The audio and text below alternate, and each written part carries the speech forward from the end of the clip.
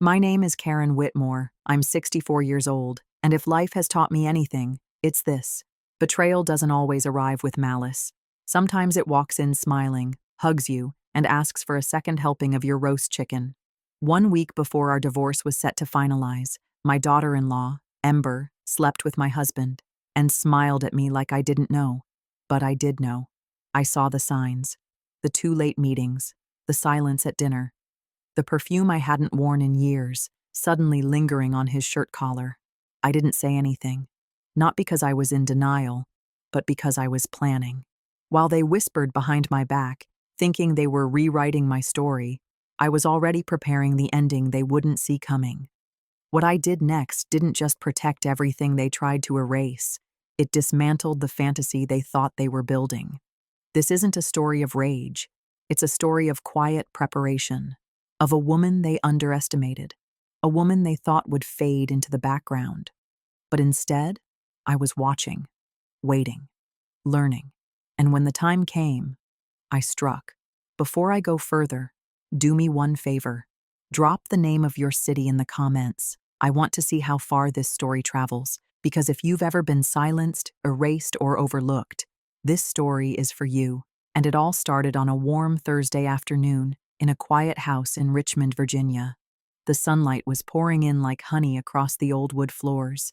I was setting the table with the good china, because even after 4 decades of marriage to a man who hadn't really looked at me in months, I still believed in tradition. Then the phone rang, and the truth I'd quietly sensed for so long, it was about to arrive on my doorstep.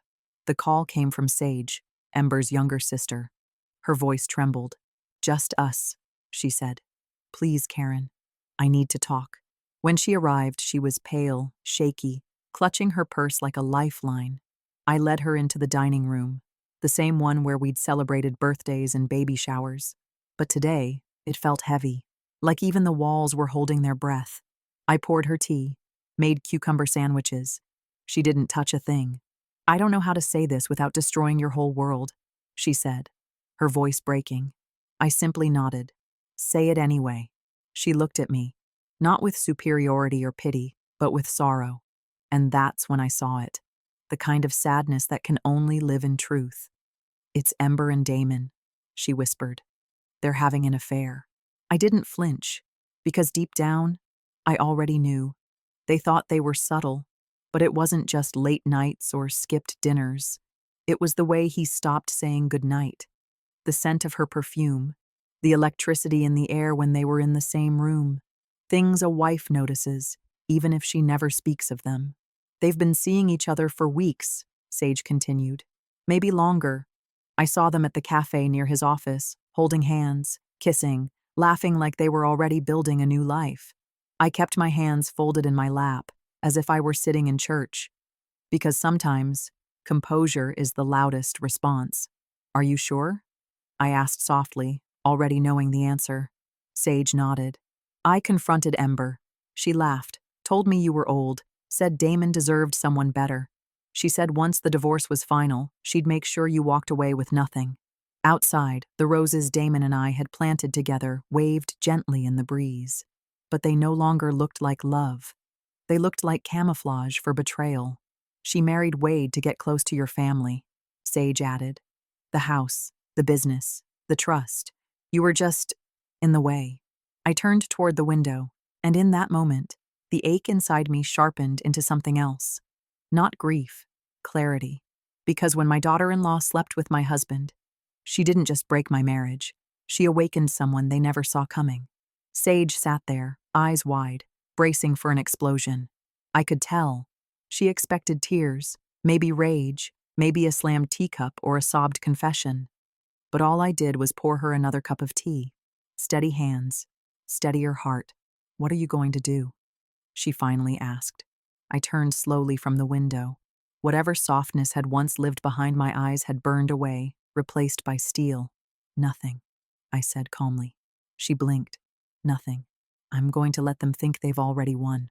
Her mouth opened slightly, confused. "Karen, you can't just ignore this. You can't let her win." "I'm not ignoring anything. I'm observing, listening, waiting. Because when your daughter-in-law sleeps with your husband, you don't rush into battle. You set the stage for a war they never see coming." She looked at me differently then, the way someone looks at a stranger who used to be familiar. Because the Karen who cried on anniversaries? The one who tried to keep the peace through silence and sacrifice? She was gone. "If Ember finds out I told you," Sage started. "She won't," I interrupted. "She thinks you're at work. Let's keep it that way." Sage gave a shaky nod, but I saw it in her eyes. Uncertainty. Maybe even fear. But not of Ember. Of me. Because the woman sitting across from her now wasn't broken. She was focused. That evening, Damon came home at his usual time. Right on schedule. Just like he always had when he thought predictability was a shield. He didn't kiss me. Hadn't in weeks. Still, I smiled. "Dinner's almost ready." He muttered something about traffic and loosened his tie. I served pot roast. His favorite. Or at least it used to be. We ate in silence. He barely looked up from his plate. But I watched everything. The phone he checked too often. The flicker of guilt when I mentioned the weekend. The way he couldn't hold eye contact for more than a second. Later that night, he fell asleep easily.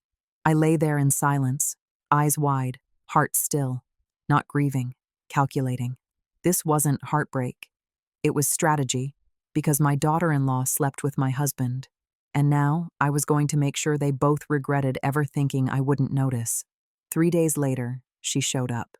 Ember. My daughter-in-law, the same woman who slept with my husband, walked into my kitchen like she was born to own it, draped in designer fabric, heels tapping with manufactured confidence. She smelled of jasmine and betrayal. "Karen, you look amazing," she said, her voice so sweet it could rot fruit. Her arms opened for a hug like we were best friends, like she wasn't sleeping with Damon behind my back. I returned the hug, lightly, controlled. "Wade should be home soon," I said with a smile. "Can I pour you some wine?" She perched on the kitchen stool like she already lived there. "That would be lovely." I poured Cabernet, the one she always pretended to love. She swirled it like she was auditioning for a role. Then she leaned forward. "Actually, I was hoping we could talk. Just the two of us." "Of course you were." "Of course," I said warmly. "What's on your mind?" She reached across the island and touched my hand. I let her. "I've just been worried about you and Damon. Things seem strained." I nodded. "Do they?" "Yes," she whispered, her voice lowering like we were about to share secrets. "Marriage is hard. Sometimes people grow apart. Sometimes it's better to let go. You deserve happiness, Karen. Damon does too." I smiled softly. "You think we should divorce?" She hesitated for half a second, then smiled wider. "Only if that's what you want. But life's too short to stay where you're not loved. There are men who would be lucky to have you." Every word she said was coated in faux concern. She thought I couldn't see the blade behind the smile. But I saw everything, because this wasn't my daughter-in-law offering support. This was the woman who slept with my husband, trying to tip me into surrender. I folded my napkin and met her eyes. "That's very thoughtful of you." She beamed. She thought she'd won. She didn't see the trap tightening around her ankles. Because when a viper slithers into your kitchen wearing lipstick and fake sympathy, you don't scream. You let her stay just long enough to hang herself. 2 days after Ember's little performance in my kitchen, I walked into a law office she didn't even know existed. A quiet, sharp corner of the city, not one of Damon's golf club handshake firms. The receptionist barely looked up as I entered, but the woman who met me at the glass door didn't need to make noise to command a room. "Mrs. Whitmore?" she asked. "I'm Patricia Chen. Come in, let's talk." Patricia was everything Ember and Damon weren't. Efficient, grounded, and deadly calm. Navy blue pantsuit, hair pinned back like a scalpel, eyes that didn't blink unless they meant it. I told her everything: the affair, the sudden pressure to sign the divorce papers, the vague settlement full of carefully worded traps. She took notes like a surgeon preparing for an operation. When I finished, she looked up. "Why haven't you confronted them?" she asked plainly. "Because I need to know exactly what I'm protecting," I said, "and what they think they've already taken. Let them feel secure. Let them overreach." A slow smile curled on Patricia's lips. Smart. Very smart. We moved into documents. our properties, joint accounts, Damon's family business. Then I handed her the Whitmore family trust file, a document Ember had clearly never expected me to pull from the shadows. Patricia's pen stopped clicking on page 3. "Well," she murmured, "your grandfather was a cautious man." She tapped a paragraph. "In the event of divorce caused by infidelity," she read, "the cheating spouse forfeits all claim to trust assets. That includes your house, the lake property, and controlling interest in the business." My pulse didn't spike. It slowed. "Can we prove the affair?" she asked. "I have eyewitness testimony," I replied. "And I've been collecting evidence." She closed the folder gently. "Then you're not just keeping the house, you're keeping everything, and they'll be lucky to walk away with the clothes on their backs." That's when I repeated the phrase that had become my anchor. "My daughter-in-law slept with my husband. They thought I'd walk away quietly." I looked her dead in the eyes. "They picked the wrong woman." Patricia smiled again, sharp and bright. "They think you're playing defense," she said. "But you just flipped the board." The law offices of Piton and Associates gleamed like they were carved from arrogance. Marble floors, glass walls, and the subtle hum of soft jazz, as if to lull clients into quiet submission. This was Damon's turf, his friend's firm, his final move. I arrived 10 minutes early, wearing a soft powder blue dress and the pearl necklace he gave me on our 10th anniversary. Ember once scoffed at them. "Dusty heirloom energy," she'd said. Today, I wore them like armor. Damon showed up late. Of course. On his phone, barking into it like a man still trying to act important. Ember trailed behind him, practically clinging to Wade's arm like ivy growing up a crumbling wall. She glanced around the room like it already belonged to her. Good. Let her think so. We were ushered into a long conference room, mahogany table, too many chairs. Peyton sat at the head, smug and polished. "Mrs. Whitmore," he said, pushing the folder toward me. "We believe this is a fair settlement." I opened it. Downtown condo.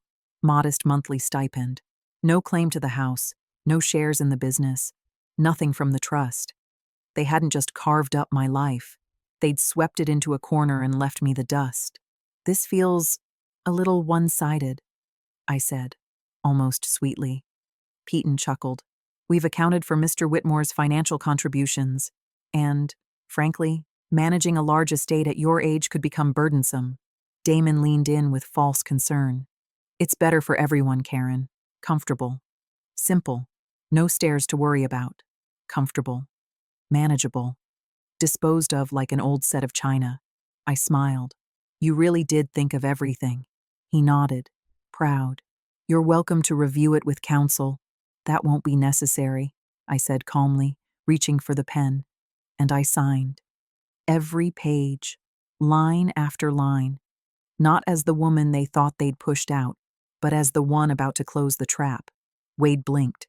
Ember stiffened. Damon gave a half smile. "Are you sure?" I looked right at him. "My daughter-in-law slept with my husband," I said quietly. "And you thought I wouldn't notice. But I did." I closed the folder. Firm final. "They think they've won," I said to no one in particular. "But every tick from now on belongs to me." 2 weeks later, I was trimming the rose bushes Damon and I once planted together, our first year in the house. They bloomed beautifully. Blissfully unaware they now stood in the shadow of betrayal. That's when I heard the gravel crunch. Wade's truck. He didn't get out right away. Just sat in the driveway, engine off, staring straight ahead like the truth had buckled something inside him. When he finally stepped out, he moved like a man whose heart had been set on fire and handed back to him. I wiped my hands and met him halfway across the yard. "Wade?" He didn't answer, just sank onto the porch steps and rested his elbows on his knees. I sat beside him, quiet, steady. "She lied to me," he finally whispered. "About everything." He pulled out his phone. No need to explain.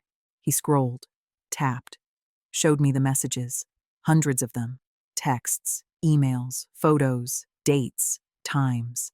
My daughter-in-law, who slept with my husband, had left a digital trail of manipulation like a spider web. "She called me a pawn," he said, voice cracking. "Said I was just a bridge. That once you signed the papers, it'd all belong to them." His fists clenched. She said the moment we closed the deal, you'd walk away with nothing, that you were too old to fight. I reached for his hand, calm and sure. You were loving the wrong person with the right heart. He blinked, stunned by my steadiness. How are you not falling apart right now? I looked out over the roses. Because I already did, weeks ago. Then I stood back up. He stared at me, searching for something. You knew, didn't you? I nodded slowly. Yes. My daughter-in-law slept with my husband, and while they thought I was crumbling, I was building the counterattack. I told him everything.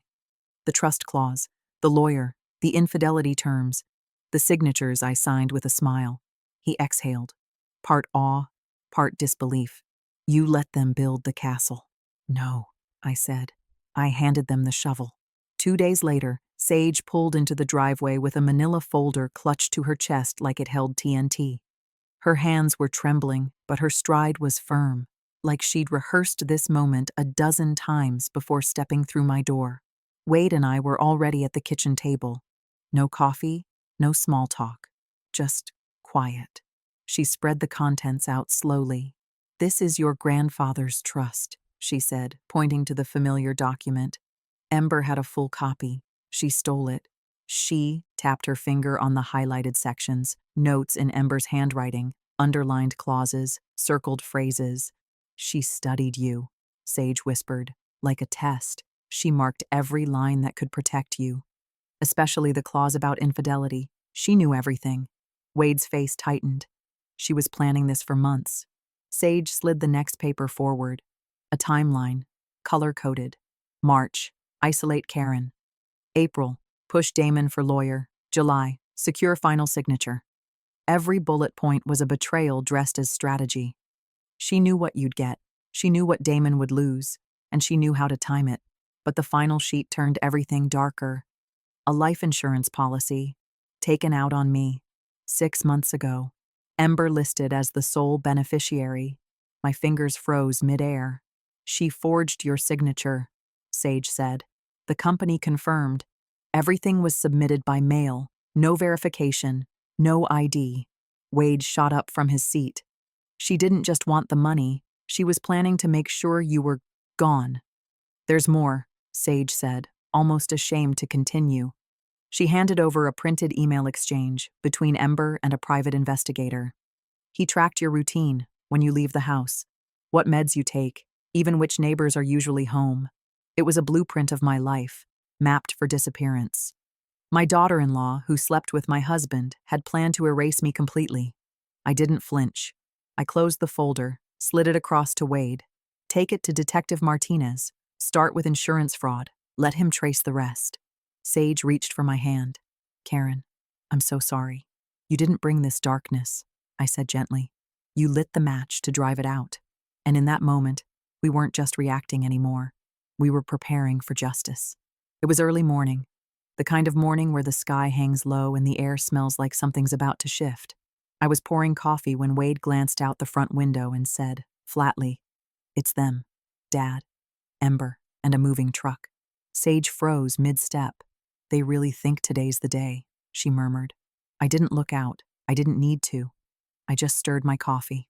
"They packed for a victory," I said quietly. "Let's give them an eviction."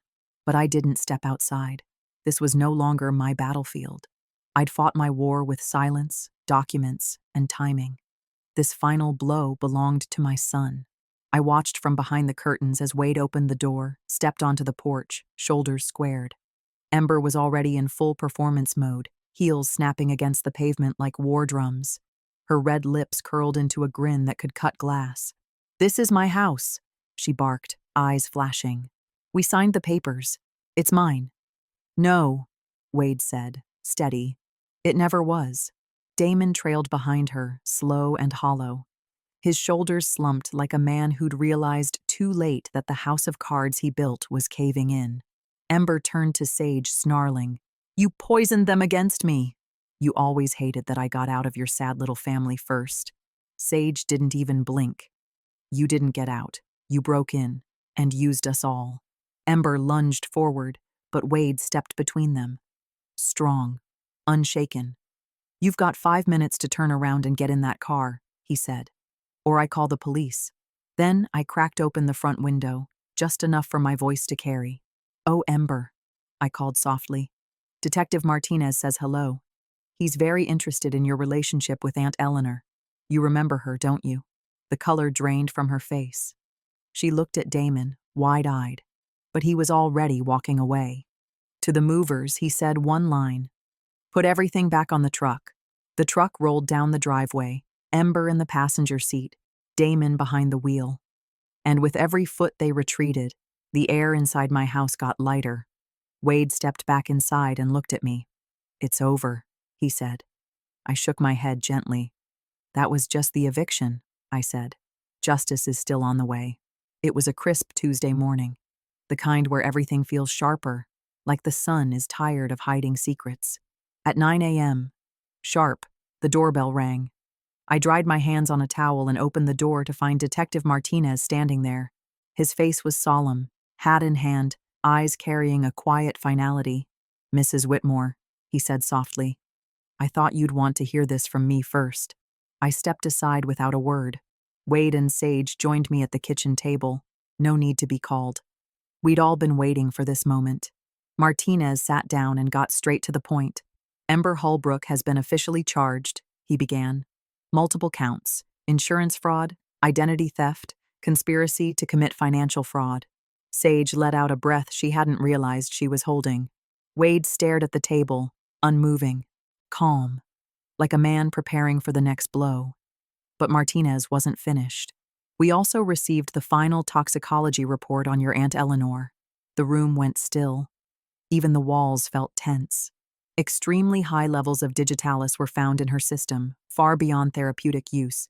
It was not an accident. It was poison, administered slowly over time. Sage covered her mouth. Wade's hands clenched. I didn't move. "She did it," Sage whispered. "She really did it." Martinez nodded. "We're moving forward with first-degree murder charges.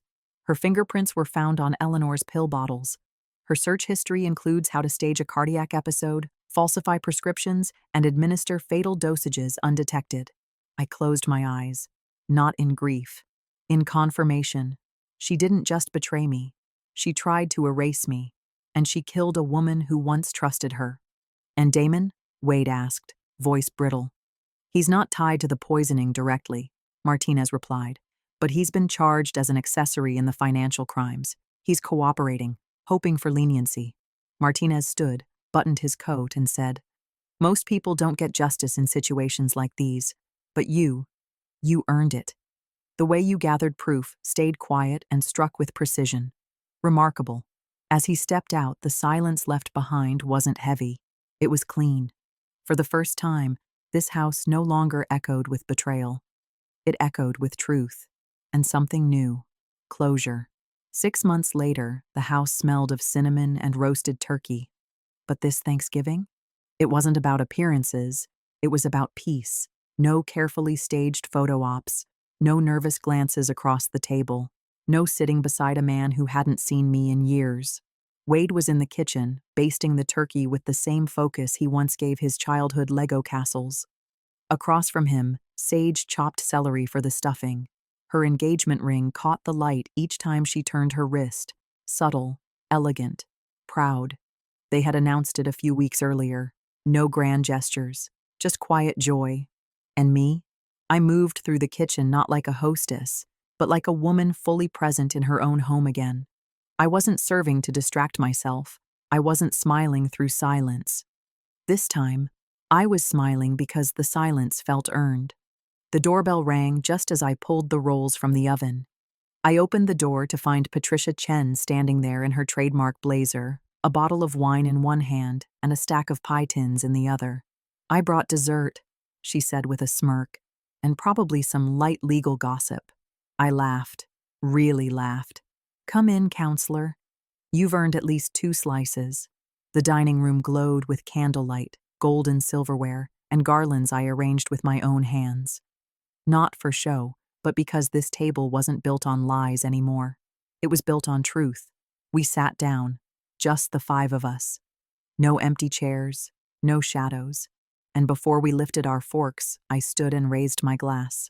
"This year," I began, was the hardest of my life.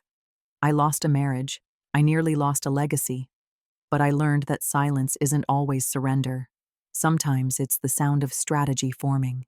Wade raised his glass beside me, to Mom, who didn't fight back with noise but with precision, and who reminded us all, dignity never shouts. Patricia added, to Karen Whitmore, who didn't just protect what mattered, she became it. And Sage? She said softly, to the families we rebuild from truth, we clinked glasses. No applause, no fireworks, just peace. And for the first time in years, I felt full before the meal even began. Later that night, after the pie tins were empty and the last sip of coffee had gone cold, I walked the quiet halls of my home. Not the kind of quiet that once echoed with secrets, but the kind that felt earned. Room by room, I turned off the lights, not as a tired ritual, but as a way of saying goodnight to the version of myself I no longer had to be. When I reached my bedroom, I opened the drawer I hadn't touched in months. Inside was a velvet box. My wedding ring rested there, still gleaming, still gold, still engraved with forever and always. 42 years of promises, of shared mortgages and anniversaries and family photos. But forever had ended the day he chose betrayal. And always became a lie the moment my daughter-in-law, yes, the woman who slept with my husband, entered my home with perfume and a plan. I held the ring one last time.